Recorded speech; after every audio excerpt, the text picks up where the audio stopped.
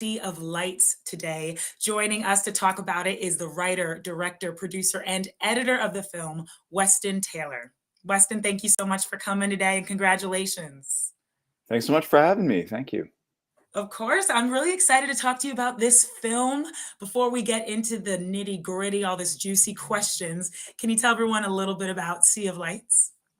Yeah, absolutely. Sea of Lights is a dark comedy short film, and it follows two kids who plot to rob a house in the Hollywood Hills.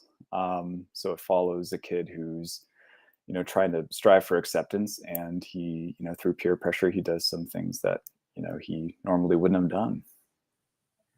Lovely little synopsis. I do want to say that I love filmmakers have like, I guess you kind of have to with the pitch. They have the perfect short little synopsis snippet to say about their film without giving up too much about the film. So that was a great little teaser. Thank you, Weston. Oh, good. Thanks. Yeah, it's hard with a short because it is so short. I definitely don't want to give too Yeah, much away, but still want to say what it's about. exactly. I don't want you to give too much away either because I have to commend you. I mean, when I heard Sea of Lights, I was like, "Oh, I love that name." It was such a, attracting title. And that Oh, good. opening shot you have, everything about it pulled me in, and I did not expect what happened in this film to be Sea of Lights. So wonderful job. What was your inspiration for writing this story? I was watching TV randomly one day, and there was some show with, I don't even know what it was, but there were two kids who were kind of scheming something. They were just kind of throwing a lot of shade back and forth at each other, and it, it didn't really lead to anything. The scene kind of just changed, and that was it. And but it kind of stayed in my mind, and I think like a day or two after, I was just thinking about that and just wondering, oh, it would have been cool if they were like actually building up to something, and then I just kind of started writing kind of that little part of it. And it's, developed further and is actually a proof of concept of a feature as well. It's two kids and shenanigans and stuff. But Wow. it really stemmed just from the idea of two kids kind of scheming and being in some place where they shouldn't be. Wow. And so have you ever worked with young actors like we see in this film? Not really to this extent. Kind of like little bits of and pieces in the past, but I've never worked with kids in like the main role, so this was the first time. Wow. So big project to jump on because I've never worked. I've worked with one like kid in that age range in a film, but I've never direct. I mean, I'm not a director, but if I did, I would imagine that directing children is a little harder than directing adults. So, what was this experience like for you? Working with people in that age group. It was honestly great. They were both really good, and I think it's I mean, I like heard it's hard to work with kids, but both these kids Yeah. were absolute rock stars and just complete pros. Um, and I think because I was wondering if I had to kind of like talk to them in a different way than I would an Hmm. adult, and maybe so a little bit, just to kind of explain things that maybe they haven't really experienced in their lives yet. Although I wasn't sure, but yeah, it was really honestly a great experience, and they had great energy, and they were just a lot of fun. So Yeah, I mean, I'm yeah. glad you brought them up. Obviously, I want to talk about them because you have they're so talented and such strong actors and very different. And I want to talk to you about casting them. We have Jaden Ham and Tyler McCutcheon. Mhm. And you have two other actors in the film who are great too. I don't want to take away from their talent, but these stars, they shine and they're young. And your casting director, Gabrielle Hughes, she couldn't join us today, but I would love to talk to you about casting these two actors, how you found them. Tell me about that process. Absolutely. I think, well, we cast a pretty wide net through like, just Actors Access and Backstage just to see as many people as we could. But it was actually quite easy to cast Jaden as the lead Timothy because he just had that real sort of kind of innocence in his eyes. He totally embodied kind of what we were looking for with a kid who like, I don't know, I guess just very lovable, kind of nice in the eyes, like someone who smiled and make you feel kind of happy. And um, like I said, someone who shouldn't really be in that situation. And then it was quite harder actually to cast Tyler as Jackson because the role of Jackson had to be, it wasn't hard to cast Tyler, it was hard to cast the role of Jackson because this one actor had to be able to pull off, without giving anything away. There's kind of a lot of different personalities throughout the film. He's very kind of like two-faced, so he had to be able to pull off like being, this, suck up kid to, the parents and stuff, and then also be a bully and also be kind of like a, well, that'll give it away later, but he has to pull off many different hats. So we had to find someone who could be menacing and bully, a menacing bully, and also kind of could pull off a genuine like kid. And so Tyler nailed it, and we just had to like really make sure we were like making the right decision because he's kind of the one that drives a lot of the excitement. So we wanted someone who would be able to pull it off. Like, and Tyler did perfect job. Yes. So yeah. Completely agree. Complete success on casting both of those characters and the two other actors in the film. Just everyone soared. What an ensemble. And I would love to talk to you about this project specifically. Did you have any like expectations? So we got this into Garda State Film Festival, and I'm wondering, do you expect the audience to react any certain way watching this? Do you like, what really message do you want to get out of this film? Because as I said, I was very surprised, and wasn't sure how I felt about it in the best way possible. Like, I enjoyed the film, but I was like, what am I feeling right now? Like, what should I be feeling? Like, I'm just wondering if you have any expectations. What are you hoping audience get out of this?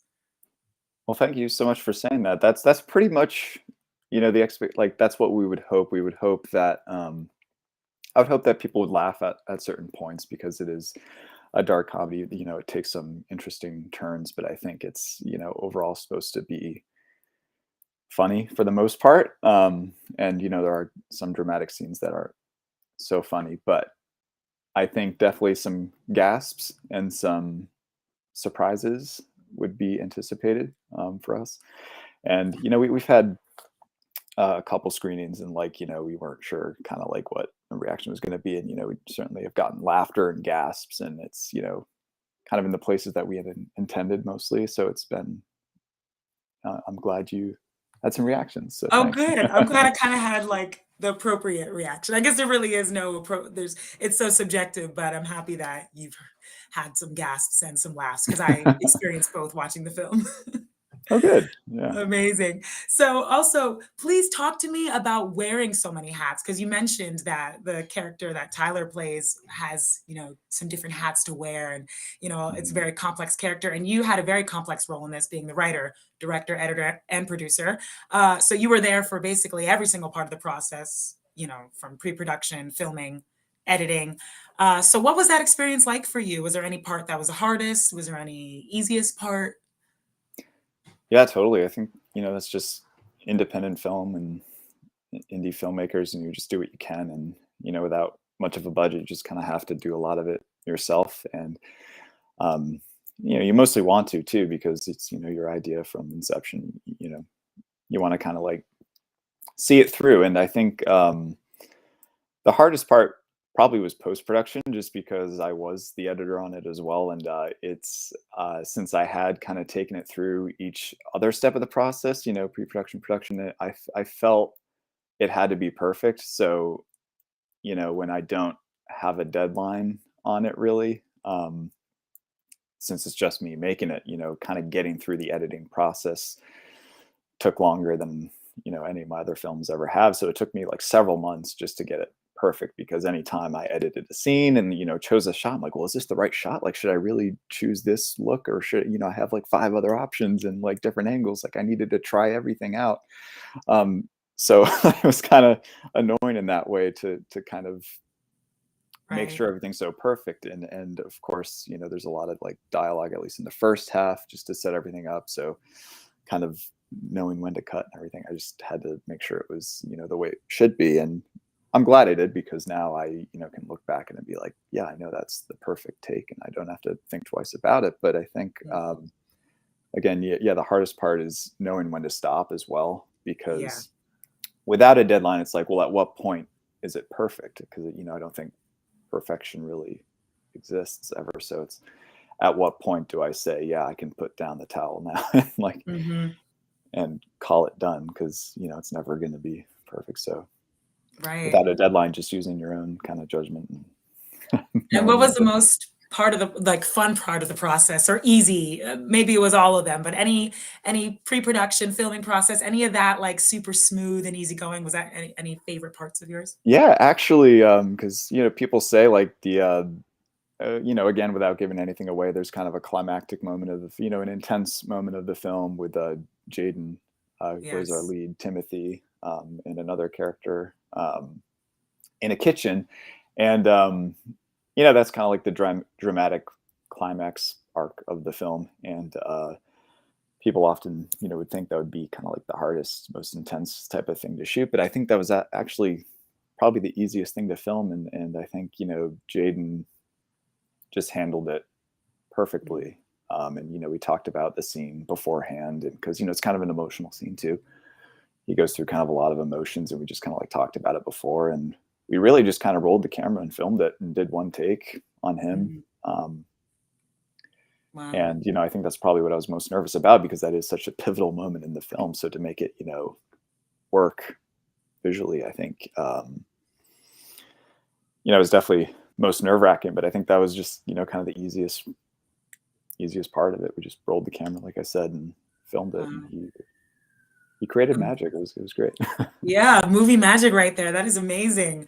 And so I was looking you up a little bit before this, and I see that you produced many films. I'm curious, was this the first film that you've directed, or are you familiar with directing?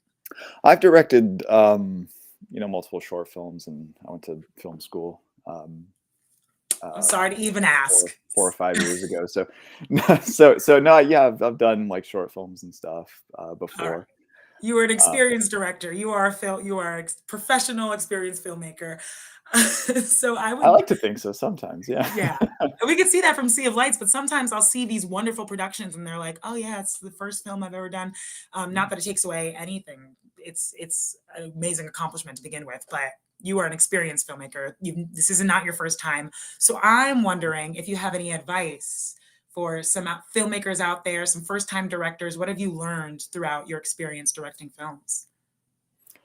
I think mostly for me is just kind of going with your passion, which sounds like kind of an obvious given, but I think there's a lot of um, I've just seen a lot of projects. I've talked to a lot of people. They try to tackle things, trying to appeal to certain people or festivals or audiences. Creating a project for that purpose rather than something that is most important to them. And I think I've Yeah. made stuff as well where I wasn't um, as passionate about it as I would have been other things. And I just think for any artist in general, your best work comes out when you're truly passionate about something. So I think following, if I don't like to make things just to make things. Like I Mhm. only do it if it's like I can't stop thinking about it. And I think that's the best advice I can give. Do it Mm. because you want to, not because you feel like you have to, or because you're trying to do it for like a certain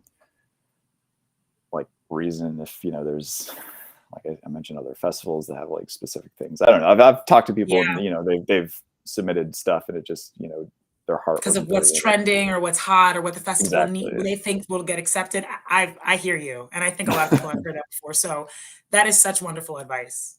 Like, I Well, don't know if good. you saw, I was giving you snaps. Thank you so much for that. Cool. Last question to hop us off. I would love to hear about why you submitted to Garden State Film Festival.